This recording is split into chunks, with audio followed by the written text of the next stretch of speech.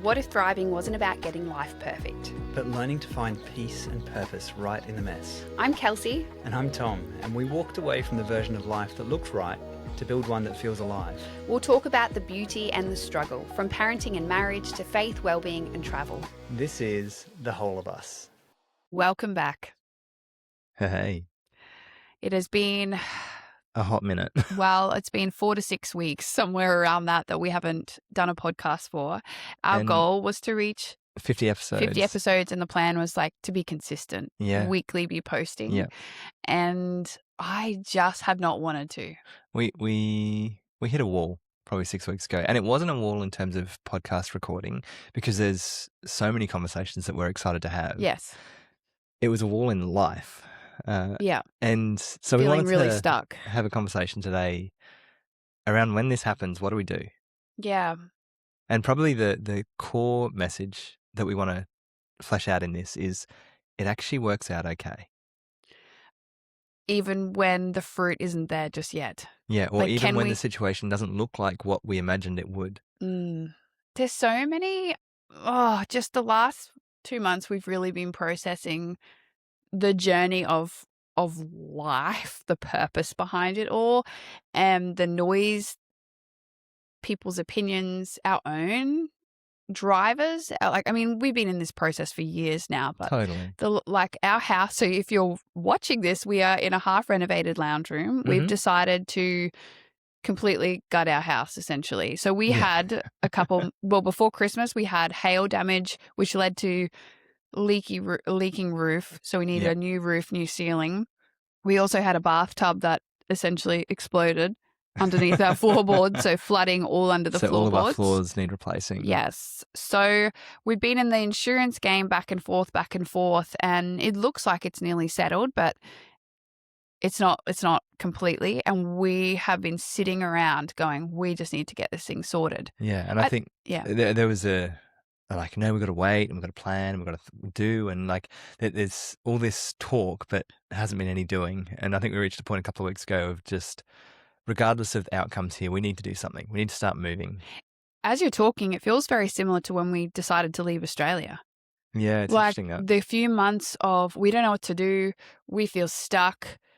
You weren't ready to, our big plan was always to buy another practice or to start Yeah. our own multidisciplinary clinic. Like Yep. it was it's funny reflecting on how far down that pathway we'd gone Oh man, to restarting, and then to realize actually you could not do that any longer. yeah. Like, The mental image I'd created had me in a wildly different headspace to the reality of where I actually was at. And I Yeah. think acknowledging that fact then pushed us into, we need to do different.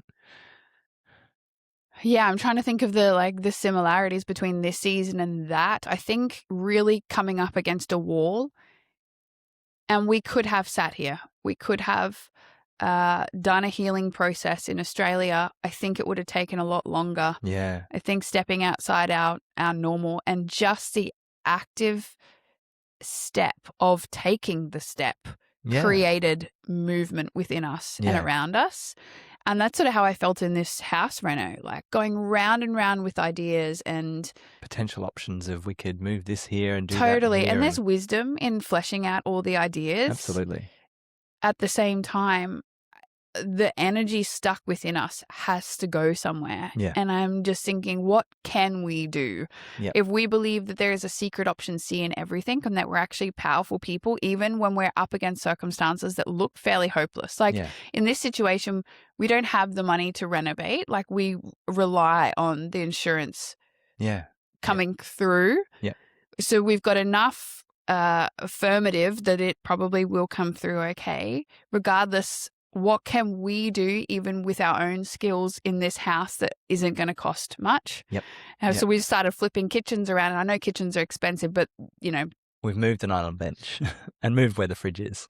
Yeah. And small things, but it's just like, okay, what have we actually got control over right now? totally. And yeah, I think that's so much of these last few years has felt, in one aspect, really out of control. Mm. And the life that we led previously felt very much in control. Yes. We were making very clear decisions. We had very clear goals. We were very articulate about the vision of where we were going, Yeah. and even like what the future, like 5 years, 10 years was going to look like. And then we ripped that all up. It's so while this was going on, when everything started to essentially fall apart for us, we met a lot of new friends. Yeah. And it's so wild to me that they never knew the previous version, the very, very driven, the very goal-orientated, outcome-based, very 5, 10, 20-year plan, all organized, to this living life a little bit on a whim, trusting that it works out okay. Yeah. And I think part of the deep unraveling is realizing that all of the goals, all of the things we were working towards, some of them we actually got. Yeah. Or like the dream, like traveling full time, what a dream. And it is. Can we sit in the place that we can hold the nuance of it can be wonderful and it can be so lonely. Yeah. There is no grass is greener. And I think even in the worst circumstances, there still can be glimmers of light and joy, dare I say, in the midst of deep, deep suffering. Yeah. And I think it's then recognizing that actually that's all of life. It feels really bold and hard to say that, because I imagine if you've lost someone recently, or, you know, you have just lost your job, you've got no money, you think about the people living in the slums of Africa, and how can I possibly sit here and be like, you can still find enjoyment in life? Yeah. But I think what we've really learned is that there is an ability to connect to yourself, to be okay, even in the midst of incredible trauma. Yeah. Yeah. We sit on the podcast and obviously we talk about travel and all the wonderful things in our life, but there are things that we don't publicly talk about that we have been through, those dark nights of the soul that nobody really but you and I have seen or understood the circumstances around. That type of anguish where your insides are screaming at you and you feel like you will not make it is like so empowering to realize, and again, hold the nuance of sitting in the space of allowing the anguish and also holding on to hope. Yeah. And light. Yeah. And I think that's probably been the thing that, I mean, it's funny even looking at our personalities and our outlooks on life, and we typically sit at the extreme ends of those spectrums. You and I. Yeah. Yeah. Yeah. Like I tend to go, everything's going to be wonderful and it's great. And this toxic positivity to the degree of denying the painful reality of a situation and only looking at the beauty in it, and maybe acknowledging it to a degree, but not actually sitting with it and sinking with it. And your potential typically tends to be looking at the worst case scenario and acknowledging all of that and the panic around it, and because I want to be as prepared as possible for when it goes wrong. And both of our perspectives there make total sense in light of our stories. And the beauty of being married to someone with the opposite perspective has allowed us to come to this nuanced place of, we can sit into the deep pain. Like we can actually acknowledge and reflect on a moment that is really challenging. And then we don't stay there. We can gradually move through that to a place of there is hope and there is joy on the other side of this. That's the game changer in marriage, I think. That we were talking about it in light of just a lot of circumstances around us that we're hearing and hardships in marriage at the moment. And we've had our fair share. Like, our story. We didn't want to be married a couple of years ago. France's sad memories. Yeah, we went down a road that looked very different to the one that we're currently living. And the growth mentality in each of us to continue to heal, to continue to sit in discomfort, because life is full of moments of discomfort, is what has, other things as well, but it's been such a game changer for our marriage. And I think the healthiest marriages I see are not circumstances are perfect. It's their ability to sit and survive and in the pain and in the processing. Because I think one of the hardest things, and this is where we're pinging around a little bit today, but one of the hardest things about being married to someone is when they're not okay, I'm not okay. Yeah. So when you're having big emotions or you're feeling low, it disrupts my whole world. Yeah, which is a codependency. Yes. It's like, I need you to be okay for me to be okay. Yes. And I was just thinking through that, like, what is it that's actually allowed us to step into the nuance with a level of freedom? And probably the thing that's stuck in my mind here is actually trusting each other to walk a journey together. To be okay. To be okay. And so that comment of, I need you to be okay so that I can be okay, changes to, actually, I trust you to work this through, and I can be okay just myself. I mean, it's a combination of things, right? Because us both individually working on ourselves has enabled that. Yeah. But if you hadn't done the work and I was still doing the work, Yeah. it would still benefit our marriage. Absolutely. I think about when, you're toxic, I say toxic positivity, and some of it was actually just beautiful. Like how wonderful to be with somebody who's like, it's all going to work out okay. Yeah. At the same time, when you went through your depression or, and your anxiety and hopelessness, so that was like, obviously, if you know our story, it was really scary. Your journey of healing not validated mine, but you had this awareness of your own experience that you could then sit with me in mine because you now understood it. So Yeah. a lot of our marriage was you looking down at me. I mean, like, what the heck is wrong? Well, like, not even that, but you would be sympathetic. Like, Yeah, oh, that yeah. feels hard. And you were so great at sitting with me.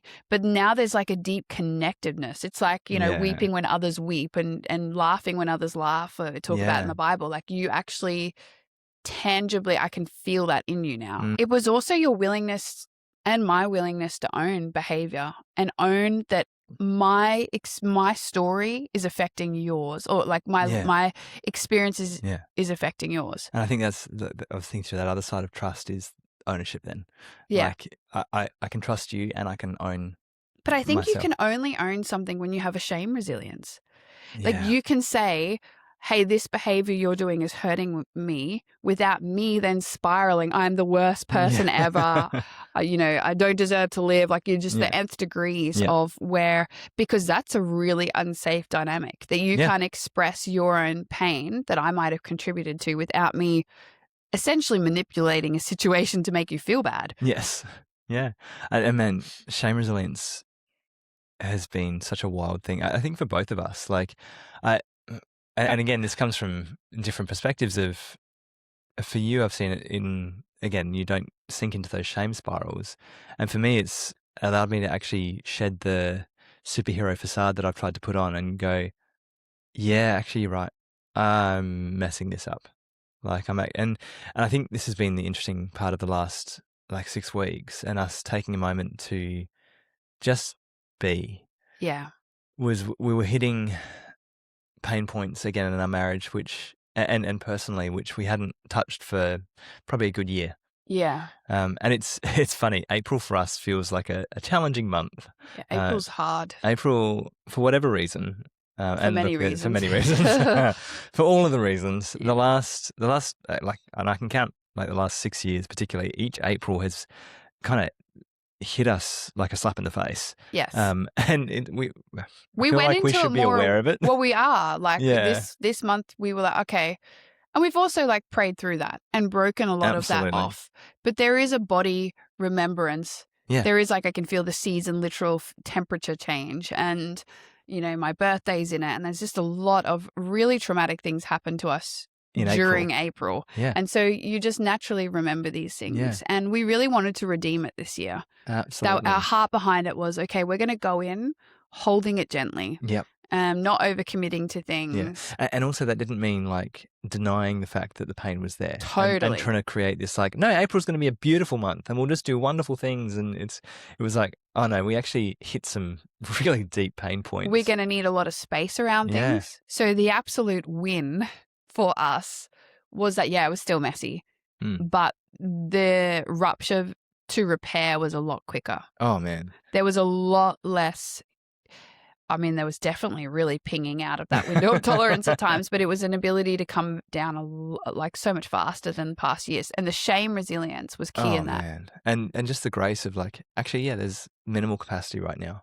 Yeah. And so that's where, like, even looking at, it's not that we didn't have conversations that we wanted to have on this podcast, but actually the capacity to sit and have a regulated conversation.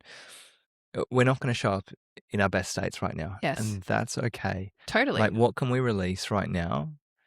Because we're not tied to the outcome. What we're actually, our higher priority is, how do we be with each other and our family? Yeah. How do we show up just in the day-to-day with the capacity to be more whole? So essentially, it is okay to let go of things for a season. Yeah.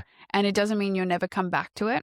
No. I think so much of what I've learned, and social media has been such a beautiful tool for me through all its, It's been the wild. mess. Yeah. The consistency is so key.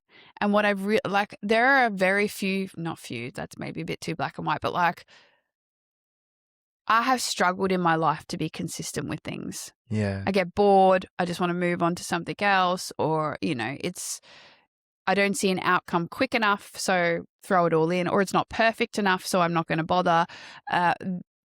Social media has been such a beautiful tool for me to see the fruit of consistency, but also to stick in the discomfort of it, that you would put out content, it does poorly, or, have massive viral reel and then lose all this engagement and followers. Like, to not be so tied to the outcome, but more tied to the journey and the process.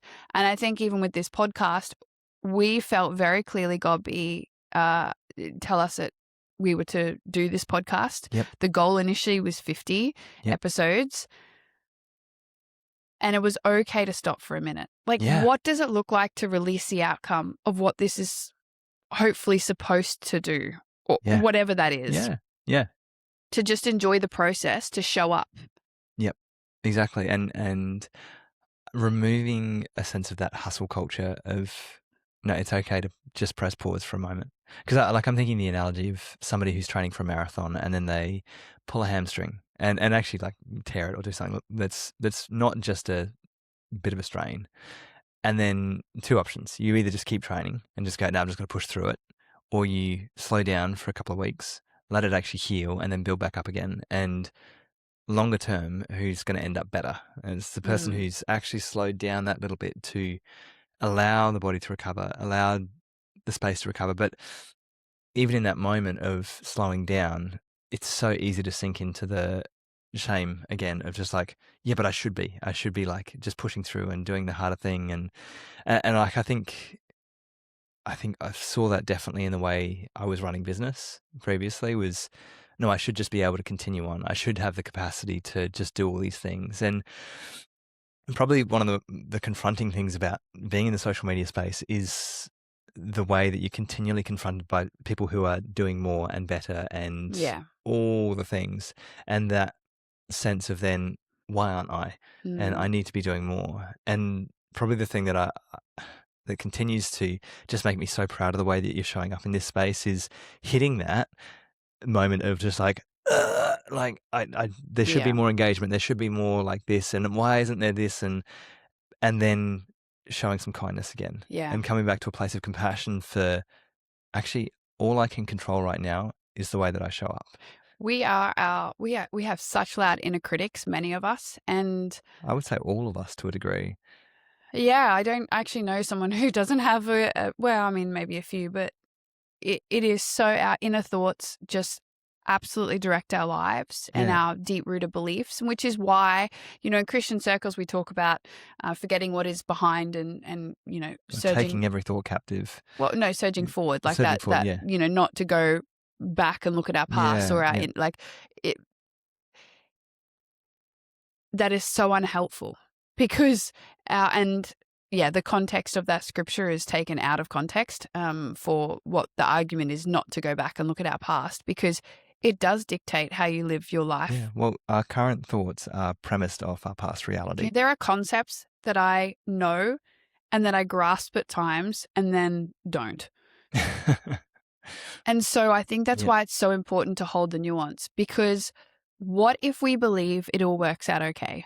What if we believe the process is the process? Like, I think to myself, you hear of like a lot of my friends' circle now is, turning 40 and they just care less about things that they used to really worry about. Yeah. And it would be very easy to tell a 20-year-old, don't care about those things. It doesn't matter. Like, in the scheme of it, just be confident and live it. But the process is the process. Like, I can't be who I was then, who I am now. Yeah. Like, almost the truth is, if I'd stopped stressing so much about not stressing about things, I probably would have stressed less. It's this this inner critic that crushes us. Yeah. I need to not worry so much about this, but in doing that, you worry about it. Yeah. Well, and again, it comes back to that control aspect of I'm supposed to have so much control over my world, and that's where I feel like stress comes from, in a sense. The key is not so much trying not to think something or trying to think something, is actually getting curious about it and looking at it. It's interesting coming back around to these conversations because it feels like topics that we've kind of talked about before and conversations that we've had before, but it feels so true of even like this healing process in this month of April and hitting all these pain points and going, these are familiar. Like, it's not new, the pain. The pain is very, very old pain. And I think that's even one of the recognitions this month has been how much even older the pain was than what we even thought it was. Yeah. But it's this like spiral pattern upwards of, yes, we're hitting the same thing, but our capacity to manage that thing is actually increased and improved. And it's because we've hit it before and we've hit it before and we've hit it, and each time there's this increased resilience and kindness and compassion in the moments to actually walk through it with so much more grace and so much more joy, because there's also a resilience of, I know it's going to be okay. Like, I know that we're going to hit this pain point. Yep, it's going to hurt. And we're going to get through the other side. It's the difference between a river and a rapid. Like, I Yeah. feel as if we've been in a river, hitting a rock, and then being like, okay, we see that. How can we just Yep. gently move through it or process through it or just acknowledge it, and then we keep going? Instead of a rapid being thrown left, right, smashing into things, it's just this confidence that's growing of, we're actually going to be okay. Yeah. And even like, we've had some big fights the last month, probably, small in the scheme of our marriage, but enough that those types of fights would have derailed us in the past. They would have been filled with so much accusation and damage at the words we would have thrown back and forth at each other, and a lot of repair and a lot of time. Instead, it's actually probably built more trust in us because we've come up against the resistance. We've had a fight or a disagreement, and even in the disagreement, being able to have enough emotional intelligence to be like, hey, I am so out of my window of tolerance. I feel so dysregulated. I'm unable to talk kindly to you right now.